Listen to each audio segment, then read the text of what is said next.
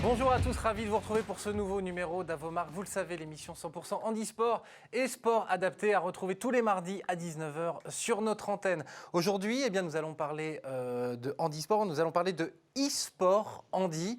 L'actualité, c'est la Fédération française de handisport qui vient de lancer officiellement sa ligue. Et avec nous pour en parler, ils sont en visio. En première partie d'émission, Adrien Balduzzi, qui est responsable e-sport à la Fédération française handisport, et Cédric Mocheline. Bonjour Cédric, vous êtes le responsable sponsoring. Bonjour. EDF qui est le partenaire historique de la Fédération française de handisport. Merci à tous les deux d'être avec nous. Adrien, ma première question, vous lancez votre ligue officiellement ces derniers jours. Qu'est-ce qui a séduit la Fédération française de handisport pour qu'elle décide de lancer déjà sa propre ligue virtuelle, mais surtout pour qu'elle fasse un pas vers le e-sport? Alors, il y a deux raisons à ça, hein. Déjà, le confinement nous a aidés à aller plus vite sur ce beau projet. On avait déjà pour vocation de lancer cette ligue e-sport. On a fait le choix de la lancer pendant le confinement sur un format test, et on a fait quelques tournois, notamment sur PES et sur Trackmania, un jeu de voiture. Pro Evolution Soccer, on parle d'un jeu de foot PES pour ceux qui ne savent pas. Oui, effectivement, PES, Pro Evolution Soccer 2020. Un jeu qui existe encore d'ailleurs, parce qu'on n'entend pas beaucoup parler. On entend plus parler de FIFA. Oui, exactement. Et en fait, quand on s'est lancé sur ces deux jeux, déjà la vocation de la fédération, c'était de se lancer sur un jeu qui était des jeux uniquement de sport, pour garder notre ADN. Et grâce à l'accompagnement de Cédric sur EDF, on a pu lancer ce projet plus rapidement que prévu. Le e-sport, ce sont 7,3 millions de pratiquants réguliers aujourd'hui en France. 14 millions occasionnels, c'est quelque chose qui est en plein boom. Vous avez profité de ce boom pour l'intégrer à la Fédération française de handisport? Au-delà de ça, il y avait cette envie. On sait que pour handisport, la problématique de transport pour nos adhérents, d'aller sur un lieu de pratique était assez complexe. Et le e-sport proposait une activité complémentaire à nos licenciés, un service permettant d'allier plaisir et aussi pour certains passion sportive, parce que le e-sport est maintenant considéré comme une discipline à part entière. Et c'est vrai que ça permet de rapprocher les gens entre les sports aussi, puisqu'on a, par exemple, si on prend l'exemple du foot à la fédération, on a le CC Foot, le foot fauteuil, le foot sourd. Et au moins avec ce e-sport, on réunit tout le monde sur un seul et même jeu. Cédric Mocheline, merci d'être avec nous. Vous êtes responsable sponsoring chez EDF, Électricité de France. Et vous êtes le partenaire historique de la Fédération française de handisport. Cédric, comment est-ce que EDF accompagne ce projet e-sport avec la FFH? Alors, juste pour revenir un petit peu, je ne suis pas responsable sponsoring, loin de là. J'ai juste en charge de mon portefeuille. Je travaille au sponsoring et entre autres, on travaille sur l'e-sport également. Et entre autres, puisqu'on a on est bien implanté déjà dans le sport, et on a commencé dans l'e-sport il y a 3 ans maintenant. Tout simplement parce que depuis toujours, ça fait plus de 30 ans qu'on est dans le sport avec EDF, au travers d'athlètes, au travers de partenariats fédéraux avec différents partenaires, dont la FFH, depuis bientôt plus de 28 ans qu'on les soutient. Donc, c'est quelque chose, c'est un partenariat qui est vraiment ancré chez nous. On a commencé avec l'e-sport il y a 3 ans au travers d'athlètes qui composent le team EDF, dont d'ailleurs aujourd'hui on annonce le renforcement du team EDF. Donc on intègre plus de 28 athlètes, dont une bonne partie d'athlètes handi et paralympiques.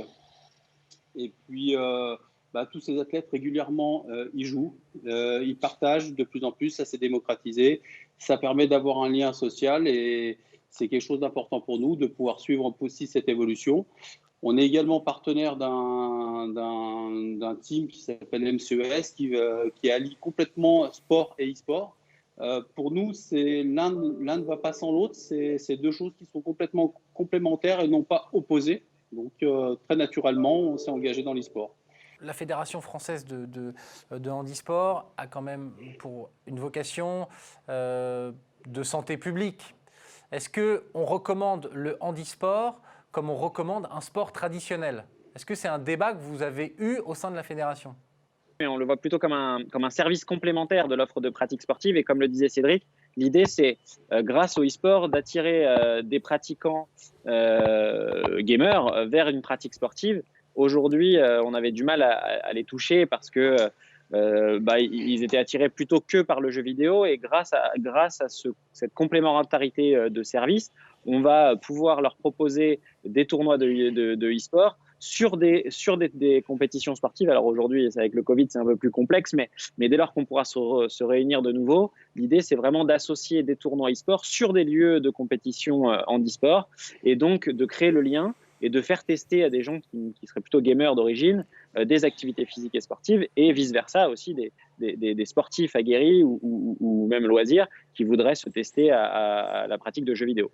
Cédric, le e-sport aux Jeux paralympiques, vous y croyez ? Je pense qu'il y a eu des réflexions, on en a déjà parlé.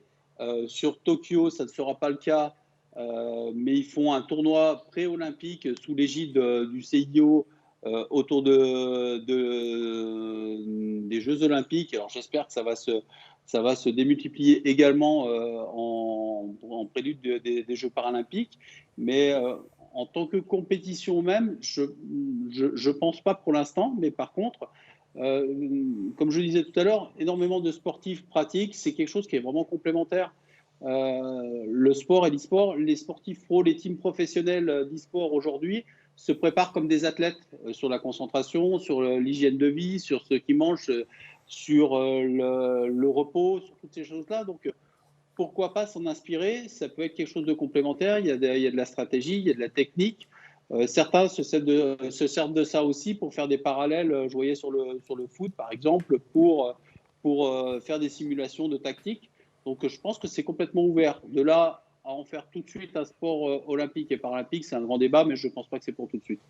Deuxième partie de votre émission à vos marques spéciales handisport, et j'ai le plaisir de recevoir deux grands athlètes handisport, mais aussi deux gamers. Maxime Montagioni et David Gerbert sont avec nous. Bonjour messieurs, et merci d'avoir accepté notre invitation.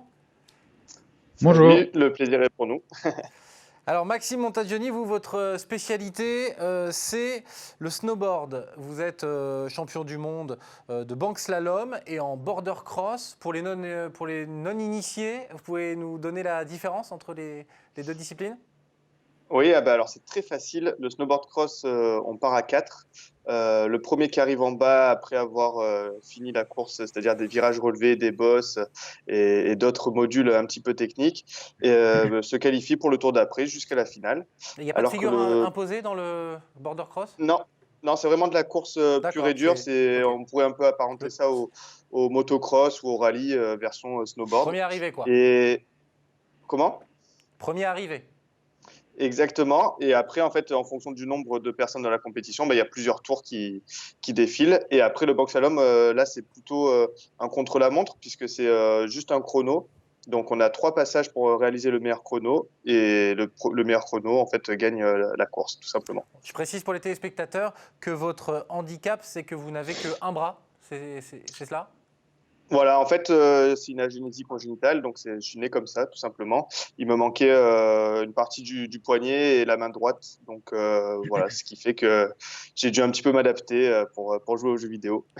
David Gerbert est avec nous, vous ne vous connaissez pas, je crois ? Juste de nom. David, merci d'être avec nous. David, vous êtes spécialiste du saut en longueur, vous êtes aussi spécialiste du 100 mètres. Ce sont deux disciplines assez différentes, mais elles ont tout de même des points communs. Effectivement, elles ont un point commun, puisque principalement pour sauter loin, il faut courir vite. Donc elles sont étroitement liées. En fait, vous vous entraînez au 100 mètres pour le saut en longueur ? Oui, principalement, oui.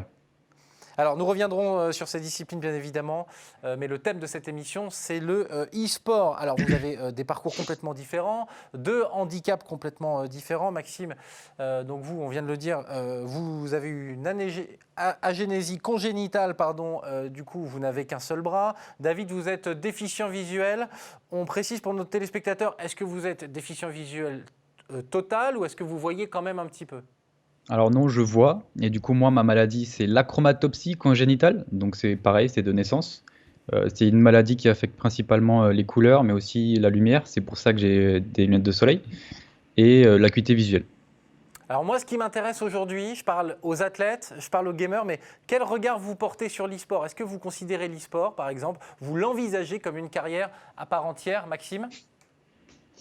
Actuellement, c'est vrai que j'aurais pas trop le temps de m'y consacrer à plein de temps, mais c'est vrai qu'une fois que j'aurai arrêté la compétition, en tout cas physiquement avec le snowboard, moi, ça me dérangerait pas en tout cas de me reconvertir parce que c'est vraiment un milieu que j'affectionne. Et puis j'ai la chance dans le team EDF de côtoyer quelques autres gamers, donc on a déjà fait des petites compètes. Et non, franchement, c'est vraiment un milieu qui m'intéresse.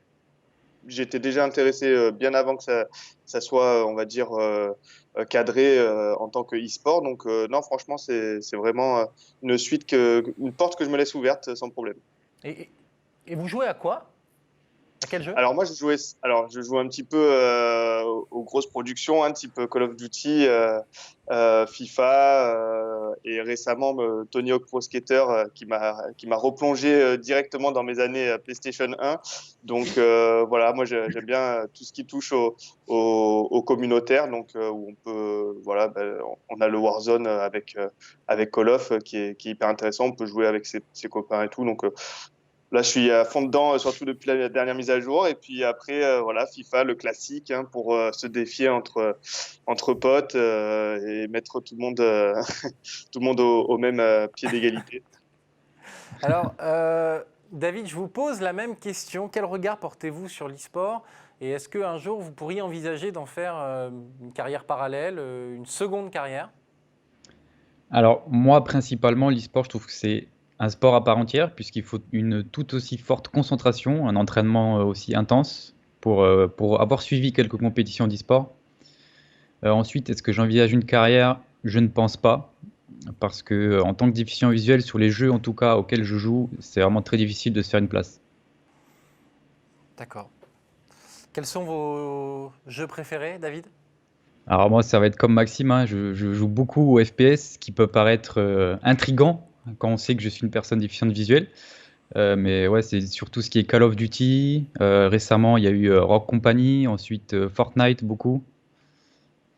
Et voilà. Maxime, c'est peut-être une question un peu simpliste, mais comment est-ce qu'on fait pour jouer à un jeu vidéo, FIFA, Call of Duty, Fortnite, avec une manette quand on a un seul bras?